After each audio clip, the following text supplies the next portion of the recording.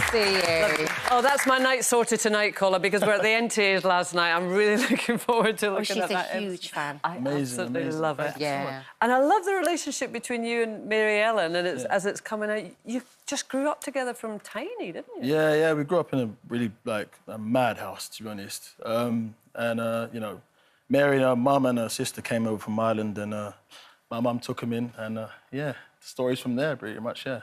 And you were supposed to be going with your sister, Yinka. Yes. And I think, as we know, because she was expected to be. So Mary Ellen came in, yeah? Yeah, so basically I was supposed to do it with Yinka, and then, you know, lucky Yinka got pregnant, and she got a little baby girl now. And, So after that, they were asking me basically, who can you do it with? And I was like, there's no one, there's only one other person in my family that can actually stand me for about 5 weeks. Yeah. How did you tell her? How did she take it when you told her? So she lives in Kerry, in Tralee, and so I called her and she goes, "What are you calling me for?" And I goes, "You got a minute?" She goes, "Yeah." I goes, "Do you want to, go somewhere in the world? I don't know where, but, for about 5-6 weeks, I don't know what I'm going to do, and it's a show." I've never watched it. Real salesman. You are. Kola, I wanted to ask about the passport moment because I mean, I'm a massive fan of the show. Yeah. Watch it with my kids. We love it. But that moment where I literally saw your face before you said anything, I was like, he's lost his passport. But it's that kind of transition of having someone doing everything for you and then having to now do everything for yourself. What was that moment like for you? You know that feeling you get when you're like, where's my phone? Yeah. You feel sick. And you're like, oh, wait, it's there.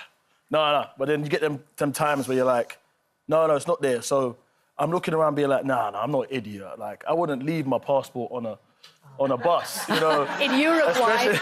I'm not that guy. I spent 3 weeks in Brazil, and the one time I travelled across a border, I forget my passport, and that set us back quite a bit, and we needed the money. So, but you both handled it really well between each other. Yeah, because I didn't see it. How did Mary Ellen handle it? Oh yeah, no, she swallowed. Fiery, she swallowed the anger. Yeah, you could tell. You could see she was fuming. Yeah, I saw her swallow it. She went, and then she was like, "It's okay." And I was like, wow. I was more angry at myself. Yeah. Because I lose everything. I'd lose my head if it wasn't attached. But Kola, I think everyone who watches that, most people who watch the show, certainly me, whoever they're watching it with, they say, would you do that? Would you fancy that? Would you do that?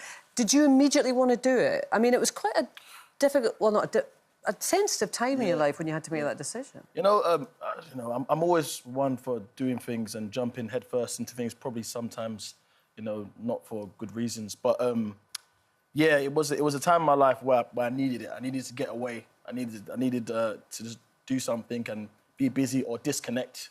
And this show is perfect. If you want to do that, they take everything away from you and you're like, it's just you. But not knowing where you're going, how can you prepare for that when you don't actually know where you're going to go? Just do what I did. Don't prepare. Don't prepare at all. Yeah, I was winging it, and then you could probably tell. And then, you get a bit more savvy as the weeks go by. And you can see that as well. Yeah. But you were saying you needed to get away, and yes. And I hope you don't want me to say your father had passed away fairly recently before that. Yes. So you must have been in a space that we have been in. It was a weird time because he passed away on Halloween Day, and basically it's a weird time between Halloween and Christmas, and then New Year's, and then you're always doing things with your family, and it's kind of a weird moment, and then before you know it, you're in January, and you're like, you get January blues, and then this came about, and then I was like, you know what? Let's do it. Let's go.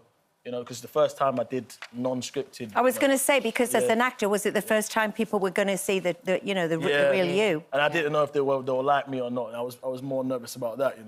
Saying something or doing something that people would be like, who's that guy? But you're such a great character in Ted Lasso. People have loved you and loved you as a character. So you kind of have to show you're not that person, but you're a different version of that. Of course, person. definitely. Ted Lasso was such a phenomenon, wasn't it? Absolutely. I mean, I'm beginning to be a bit weird here because I'm liking everything that you're in, Kola. Ted Lasso. But, I mean, in America, that is even bigger, isn't it? I mean, it took you to the White House. Yes, that was weird. Do you know what it is?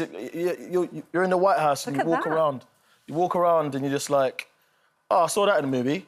saw that in the movie. Yeah. I saw that corridor in the movie. Really? I saw that chair in the movie, you know. And you start acting like Independence Day and being like, you know. Yeah, but you know, if it was surreal, but it was amazing.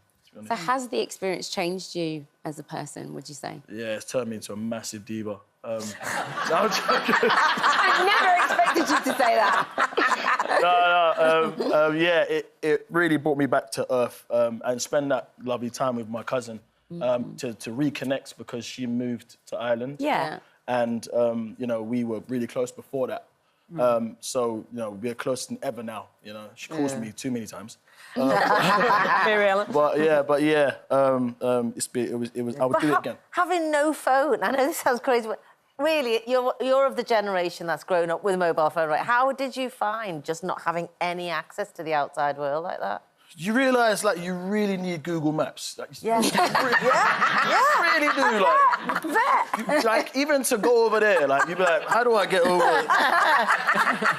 Yeah, because you guys text rather than talk normally, don't you? Yeah, this is dates. Yeah. Dates, like... That's right. My Louis said, we don't ring the bell, Mum, we just say outside. Yeah. That's right. This is true. So ringing the bell's awkward. Then you got to ring it rings, and you're like... Oh, Then you might have to talk to someone in person. Yeah, like, I'm outside. The last episode of Race Across the World is next week. You can get it on BBC iPlayer. It's a great one to binge as well. But at the BBC One, 9 o'clock next week, and you can get last night's, as I will be doing tonight. Kola Bokinni.